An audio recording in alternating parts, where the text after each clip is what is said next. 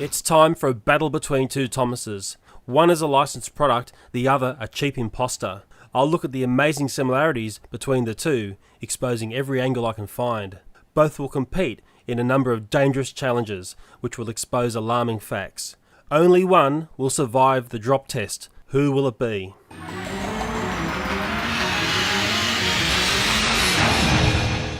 Both of these items cost the same price. One is a single licensed Thomas tank engine, the other a complete Thomas train set. It's a clever clone, a cheap imitation. Notably, the clone has unusual box markings. It is devoid of any indication of the manufacturing company or license agreements. This has to be one of the best cloned Thomas toys I have come across. In direct comparison with the licensed products, it's very difficult to see any major differences. To keep track of who's on screen, I've marked the Faker Thomas with a copy tag. Before a fight can begin, there's always a weigh-in. The real Thomas is 139 grams or 4.9 ounces. The Faker, 99 grams or 3.5 ounces. The real track, 42 grams or 1.5 ounces. The fake track, 36 grams or 1.3 ounces. Interestingly here, the real Thomas toys weigh more. The face differences are huge. Which one do you prefer, the real or the faker? Overall dimensions between the two are identical. Now let's have a closer look. The real Thomas has a name and license info. The faker has a lone sticker. The drive wheels look identical, apart from the colour of the rubber. The coupling on the real Thomas looks more robust. I prefer the colour on the Faker Thomas. Maybe you'll have a better idea of what the true colour of Thomas should be. Line details on the real Thomas look better. Parts of the Faker seem shinier. The Faker also has extra details at the rear. Any carriages are almost identical. Again, the Faker has more line details applied. The real Annie seems to have a more robust feel. The trees are the same except for the colour. The track is identical except for the brand name missing on the fake track. It's also important to note this style of Thomas now uses a different track, and I'm not exactly sure why they changed. Let's dig around under the boiler. Most obvious to me is the difference in motor size. The real Thomas has a much larger motor. The Faker has a noticeably smaller motor. Now it's time to power them up. I'll make sure the batteries are at full capacity. The real Thomas has a slower wheel rotation compared to the Faker, and this will affect how each one tackles the next round of tests. First up is a general speed test. That's a no-brainer, as the Faker has a high speed wheel rotation and quickly catches up to the real Thomas. Next up is the weight challenge. Both trains are pulling carefully disguised cans of popular soda drink.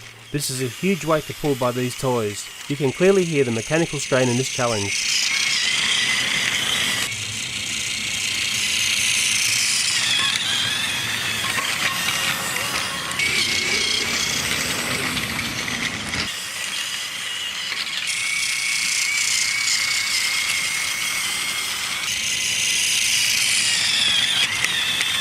This was very interesting.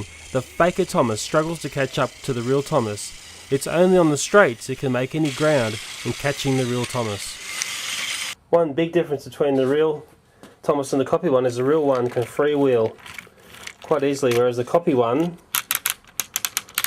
has its gears engaged.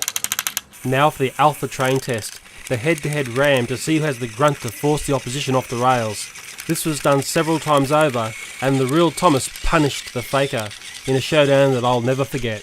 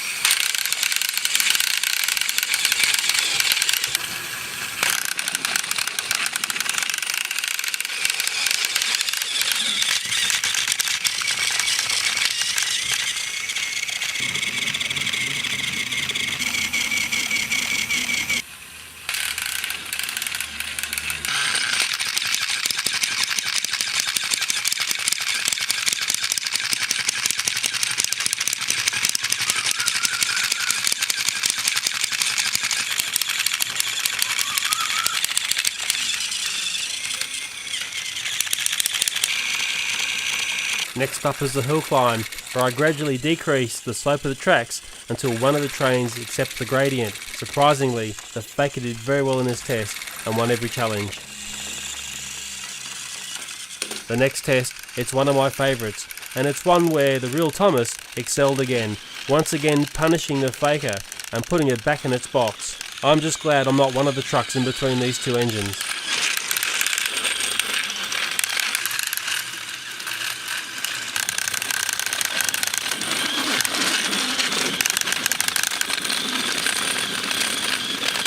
Now for the clincher, it's a drop test. This drop is done from 1 metre, that's around 3 feet. For me, this is the test which defines one toy from the other. One of these toys is going to last, the other one is going to be in pieces. The Thomas Faker continually broke into pieces when it was dropped.